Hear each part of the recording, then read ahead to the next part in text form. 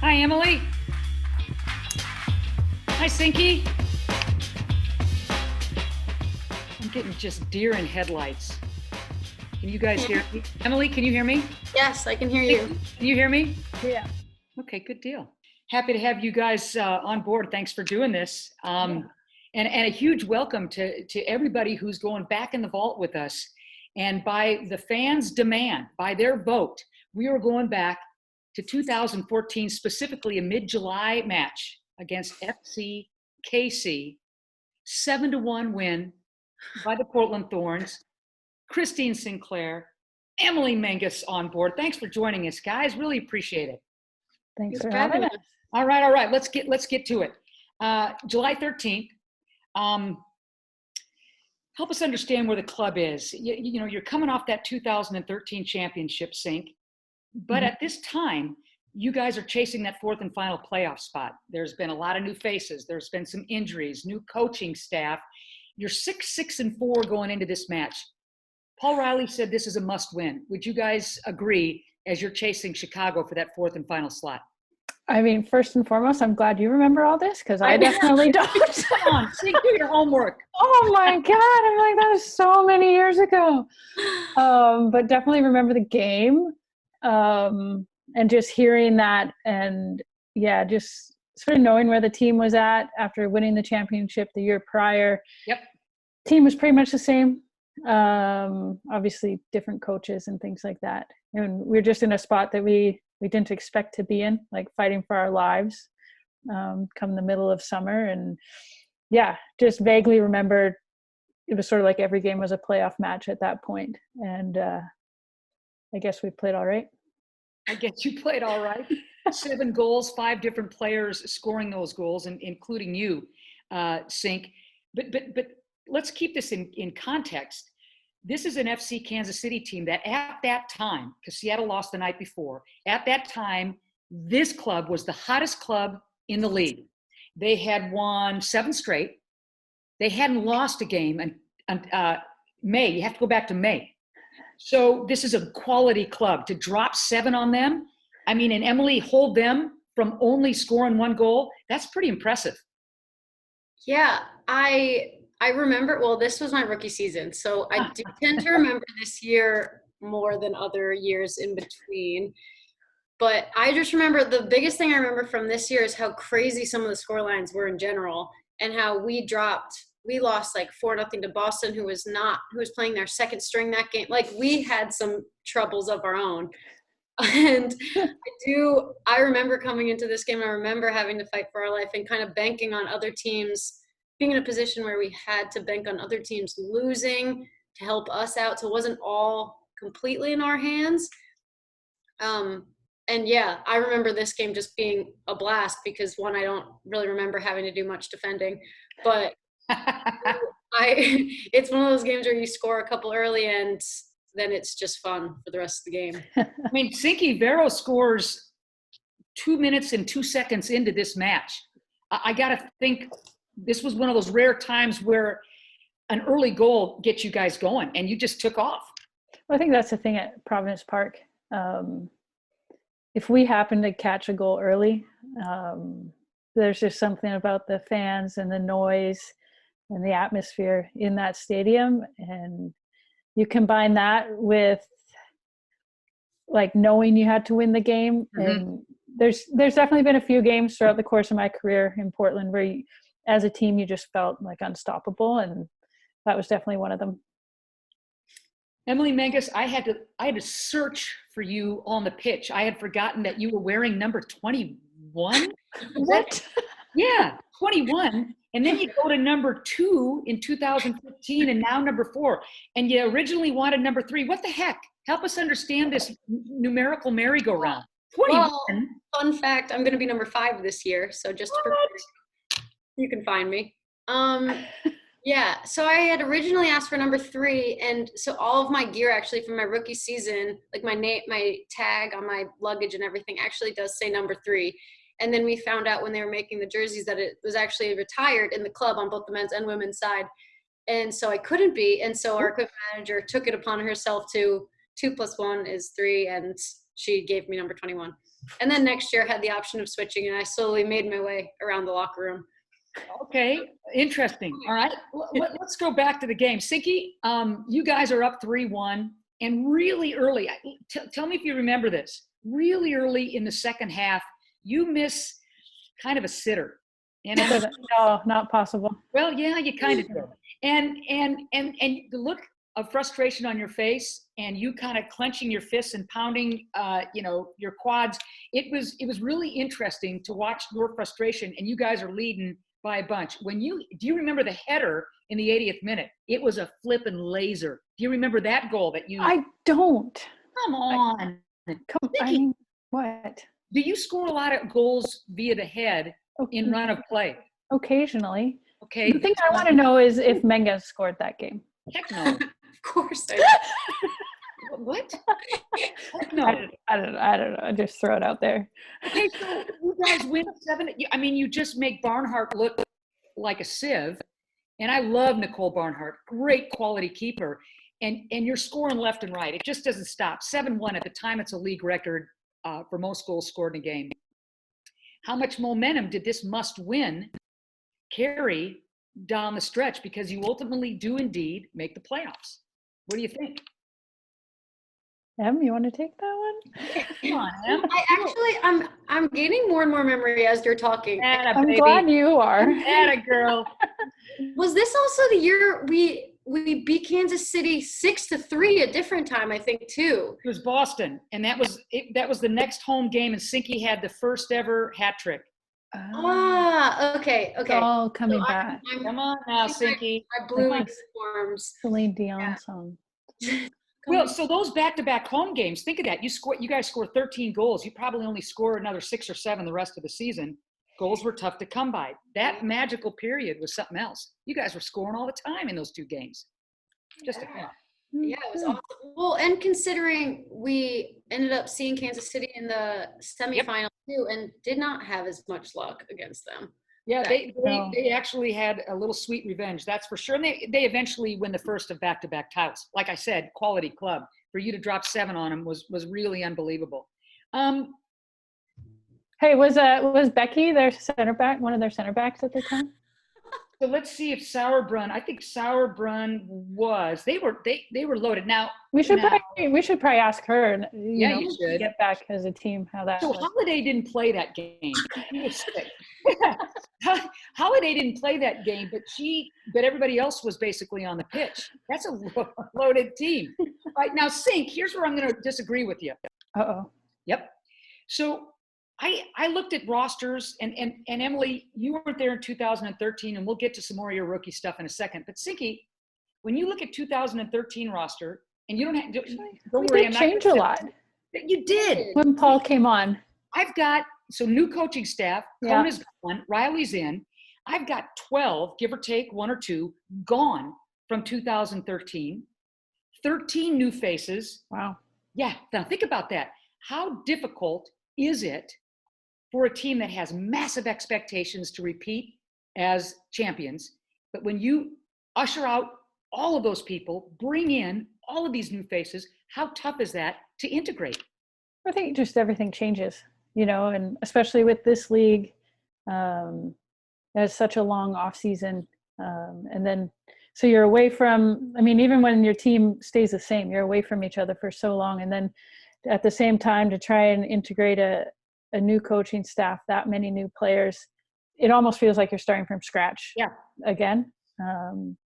And, typical, I feel like the Thorns in general, we tend to kind of start okay, then we hit a blip, and then we tend to peak come the end of the season. So I think some of that is turnover and the length of off seasons and things like that. Okay. Emily, you mentioned this was your rookie year, fresh-faced rookie out of Georgetown. Just happy to be there. Well, I hear third round pick, and with all due respect, it's not like anybody thought you were going to come in and save the day, save the world, get a ton of playing time. But it's interesting. When Rachel Van Hollebeck has that ankle injury with the U.S. women's national team, Paul Riley, who isn't known for wanting to play rookies a lot anyway, says to you, hey, let's go. How was practice going for you? What did it feel like to get as many starts and minutes your rookie year when, I got to be honest with you, I wasn't expecting it. Were you? I feel like She didn't practice. she didn't practice. Well, That's my one comment. what do you mean you didn't practice? I know you were in school. You were going back to school to get your degree. What do you mean you didn't practice? At the time, so I came for preseason, Yeah. which for a week because it was my spring break, and I was there for a week. I got offered a contract at the end of that week. It was great, and I flew back to school, and then I didn't come back until Rachel got injured. Paul called me up and had me fly in for the game, and so I knew you went back for school, so this is how it all played out. yeah, and so then after that, I would play a game, and yeah, my teammates still make fun of me, those who remember it. I would play a game, or I'd get in probably on like the Friday after all my classes. I'd fly in. I do a one-on-one session with our assistant coach. I would play the next day, and then I'd fly back to school on Sunday. So I really didn't practice until I graduated in May. Sinky, how did this how did you allow this to happen, Captain? You know, it took me to May until I knew her name. Like, who's this like rando that keeps flying? I don't blame you. I legitimately wasn't there. I was there for even I would come in and I'd be like, I don't know your name. I'm not quite sure if I met you already. This stuff. Yeah. This is nuts. Yeah. This is nuts. Yeah. Come July though, I mean, I wasn't a consistent starter, but come July I at least was practicing with the team. Think, what was your first, seriously, were you thinking to yourself, who is this kid? Yeah. I mean, there was a few of the rookies that year. Yeah, no, it was like I don't know, like to come, first of all, I was kind of impressed that like to have the ability to your rookie year, you're just drafted, and then to be able to like step in pretty much just on game days and hold your own. It was like, okay, who is this person? And like, why is she not here all the time?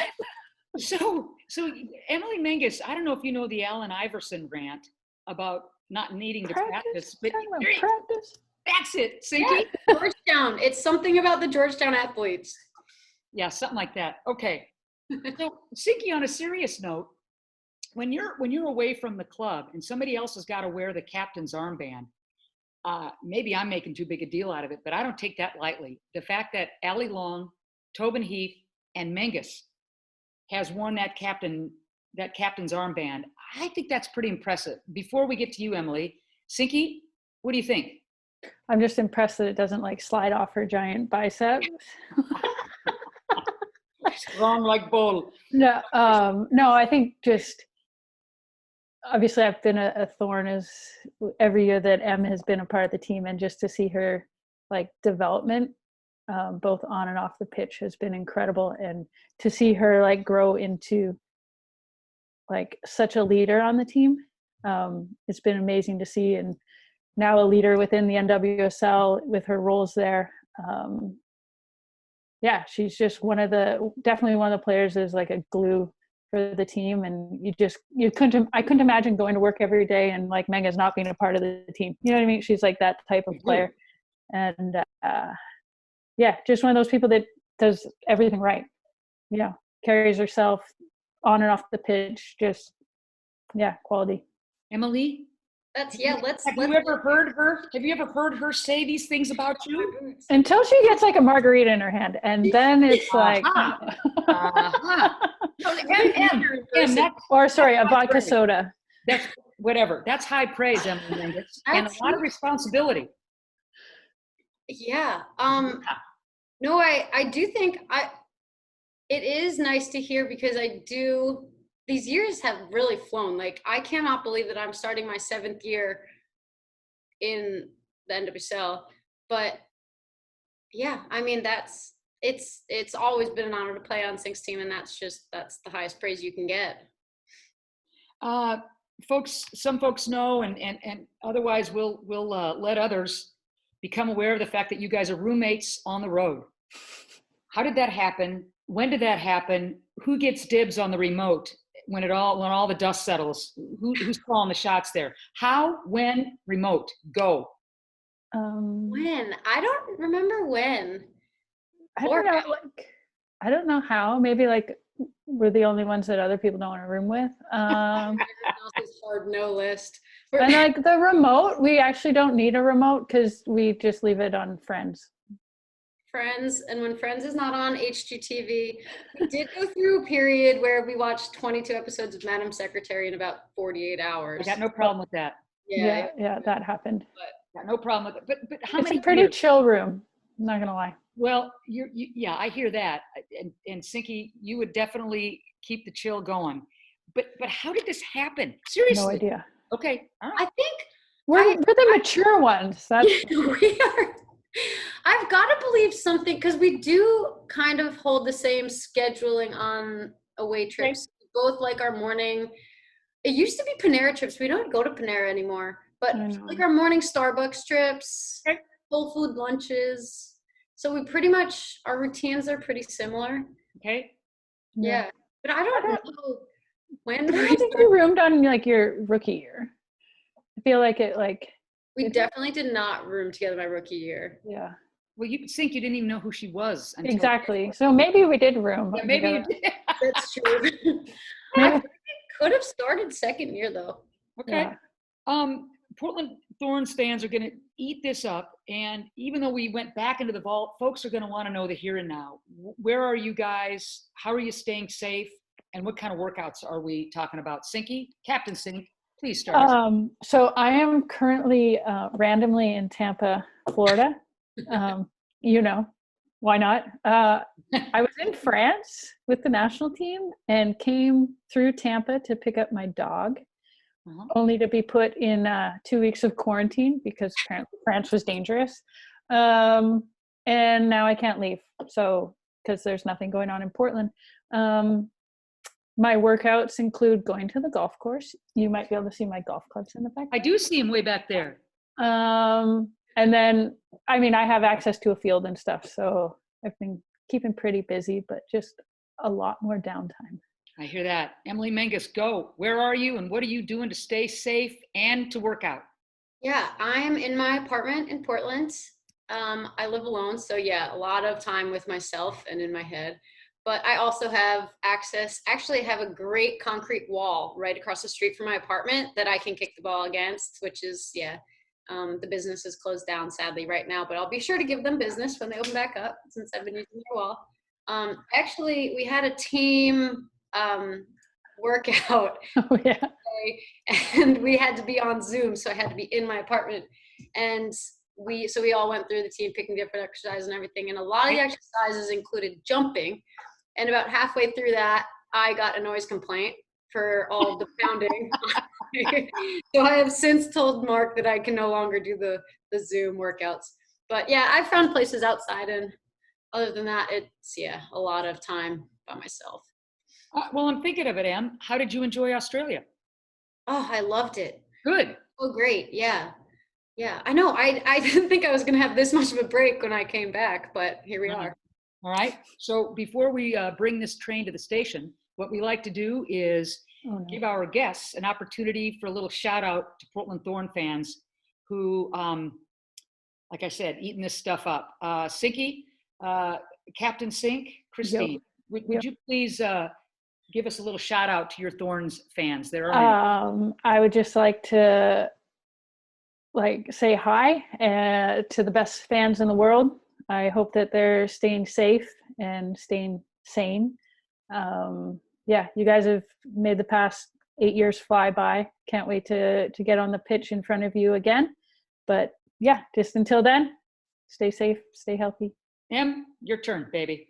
Yeah, not much else to add, but can't wait to see you guys. Can't wait to be playing in front of you again and have you guys picking us up behind you.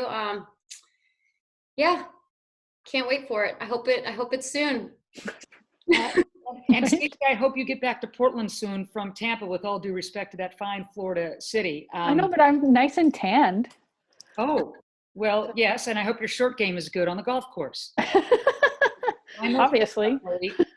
Thanks to you both. And fans, enjoy the game, everybody. And make sure before you hit play on this game, you got to be settled. You got to have the right beverage. You got to have the right snacks, because the scoring starts 2 seconds after the 2-minute mark. So before you hit play, get settled. Emily, Sink, thanks a ton for being with us. Can't wait to see you soon. All right. Thank Thanks, you. Ann. See ya.